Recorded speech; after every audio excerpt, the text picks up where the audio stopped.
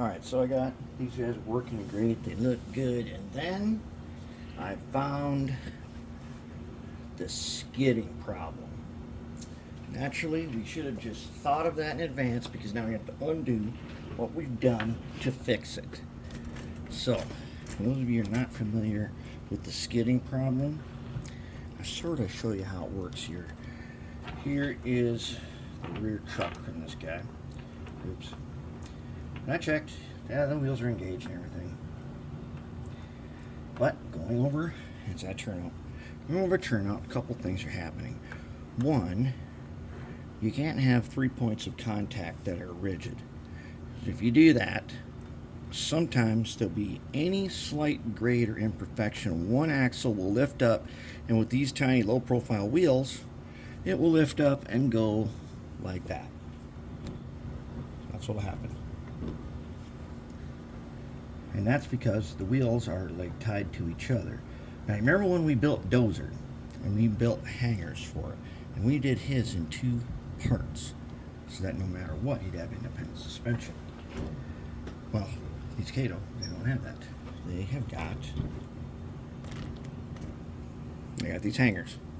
Got to fix that. The other thing that is happening is when that guy is lifting up or going over here. Oh, so this one's already fixed.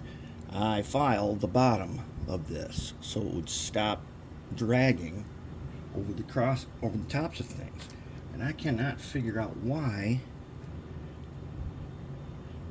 they keep doing this. It's too close.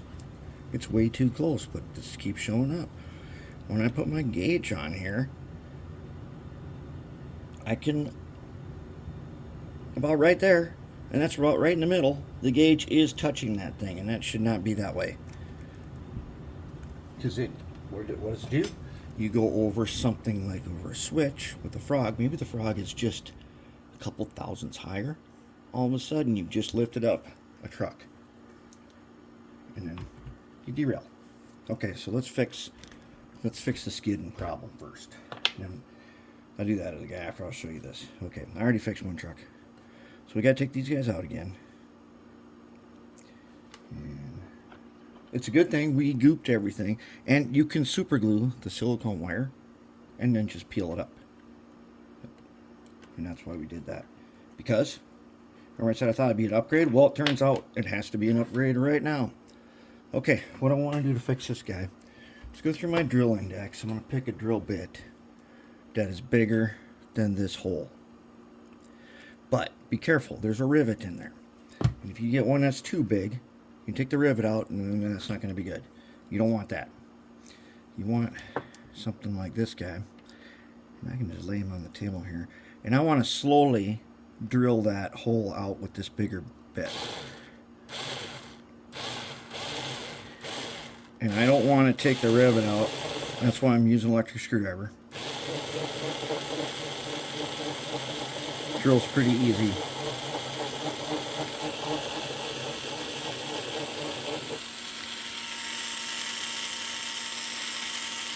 Okay, now I can run it up and down on here.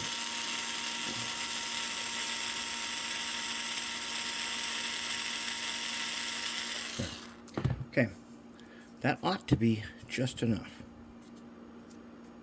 That should be just enough. Okay. And so you for sure do the middle, but let's go ahead and let's add some extra safety. Let me think here. How does this guy fit on in the rear? He goes on this way. So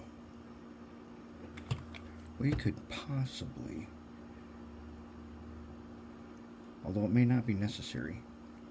No, let's leave it. Let's go with the original plan. I was gonna say you could do 2, but no, this fix works everywhere else. Should work right here exactly the way we want it to. And let's take out the other one. This is the same thing we do on Athearn Blue Box. Those metal side frames, there's one socket, and we tried everything, and we got tons of videos on fixing those. And it turns out if you just took a drill bit that was just a little bit bigger and you did it slowly, you wouldn't pull the phosphor bonds bearing out, and you would make it big enough and stop skidding on the SDP40. And then on like a blue box that has a plastic side frames, you file the inside. You file the inside where it comes down over the phosphor bronze nut on the wheel, right? You file above it in that spring steel to make it deeper, and that fixes tons of derails. Okay, let's do this guy.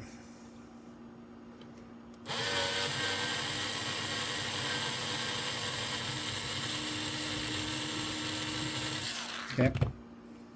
Now let's hit them both with a little ox guard since we freshened them up. A little ox guard there.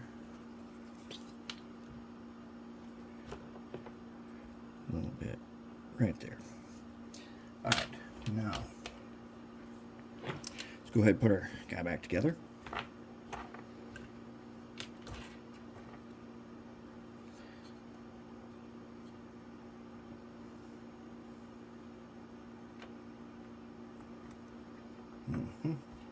Just like that.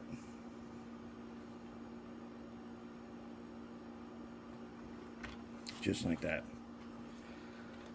Then we put on these side frames. And these were not broken, so they do not have to be gooped in there.